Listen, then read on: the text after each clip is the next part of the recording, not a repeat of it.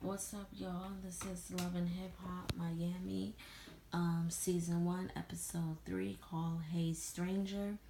Felt like that was, no, actually, it is a good title because towards the end of the episode, I get it, but I'm gonna try to do this as quickly as I can. I'm tired, I want to go to bed. Long day at work. So, and this was a pretty good episode. I'm liking Love and Hip Hop Miami so far. So the episode starts off with Bobby Lights. He's still mad at Trina, and I'm like, boy, bye. She don't give a fuck. Keep it moving. So then he introduces to his boyfriend Jesse, and they're out on a dinner. And they're talking about their relationship issues. Jesse's like, you've been busy. You haven't been making time for me, and I'm trying to, put up with you, and I want you to, be there for me. And Bobby Lights, which was cute, he started singing, his song to him, and he was like, I love you, I'm here for you, and I want us to make it. And they shared a kiss, and that was that. Um, so then Pleasure P and Pretty Ricky, they all meet up. And Pleasure P, he's playing that confused card. Like, I'm so confused. Like, I don't know which woman to pick between. I'm like, bullshit. You pick a woman, you stay committed to that woman, and you don't freaking, ride the fence. You don't say that you love this girl and you out here texting this other girl. You doing some bitch ass shit. So stop trying to act like you so innocent. Like, I don't know if I want to choose between Shay or I want to choose between Gabby. It's bullshit. His group is like, you need to rock with Shay because Shay is loyal to you. She ain't do you dirty like Gabby did.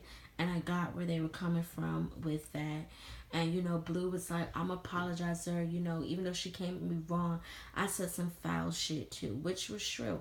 Shay, she came in there like a freaking bird head popping shit off, but he was disrespectful as hell too, and they both need to be grown and work it out. Um so then okay. So okay, Michelle Pooch, she meets up with her friend Malik. And at first I'm like, okay, she says that this is my man.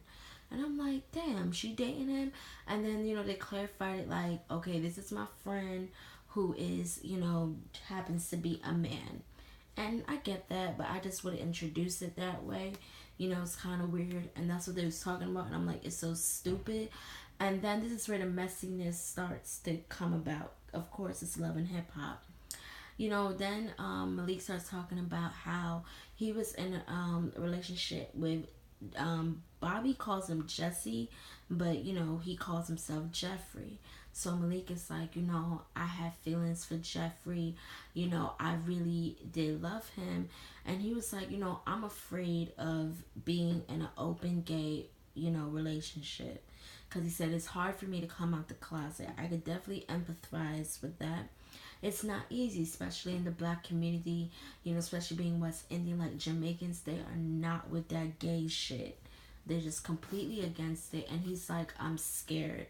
And, Michelle Pooch, she gave him some real advice, She was saying the confessionals, like, he needs to not be afraid of who he is. He has to go out there and face his fears.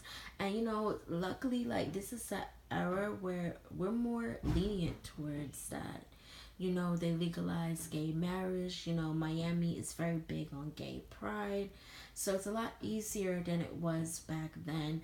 But I guess, working in the hip hop community, hip hop specifically, they are not favorable towards gays, especially it's man on man relationships.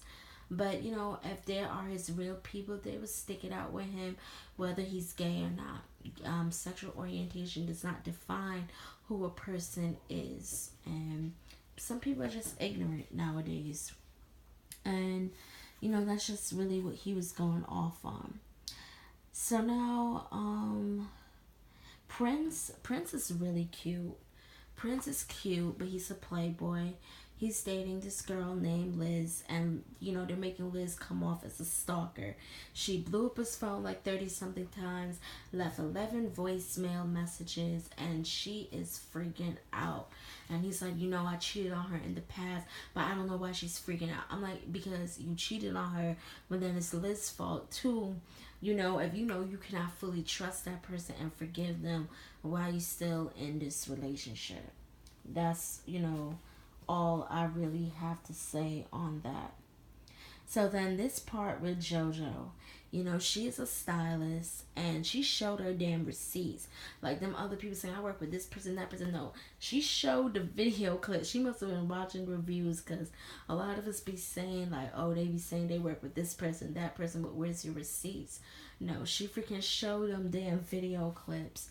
And she was just talking about how people think that she's a rich, spoiled girl, but that's not the case. And it shows a turbulent relationship between her and her father.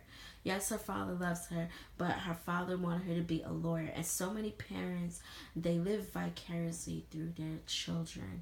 And she's like, that's not my passion. My passion is to be a fashion designer. Her father came up in there looking like a freaking mob kingpin. But, he's Mexican. And the father, he just was like no chaser, straight to the point. And I was just like, damn, I wouldn't want to get him mad. And then she was saying like, listen, like I want you and my mommy to be at my boutique. And he was like, fuck that. And I'm like, damn, like why you gotta be so cold? And I hate parents, and my parents, they have a very bad relationship. And I'm not gonna go into about me. I could definitely relate where JoJo's coming from, because it is very straining when your parents don't get along and you see the relationship crumbling apart, and then they pull you into it. And he's just being really selfish right now. And there's no need for him to be disrespecting the mother of his children. But hey, to each his own. It's fucked up. So Um, so Amara and Steph LaCourt, they meet up. And, they talking about the incident that happened in the last episode where Young Hollywood gave that ultimatum. So, Amara, her guard is up. She's like, damn, he's an asshole. I'm not really feeling him. But Amara was like, I'm going to try not to hold grudges. If he does apologize, I'm going to be acceptable to it. Me personally, I wouldn't have even listened to his stupid ass once, he gave that ultimatum, because he's full of shit. Fuck Young Hollywood. I'm going to go hard on him until he redeems himself and shows me that he could be an acceptable person in my eyes. So,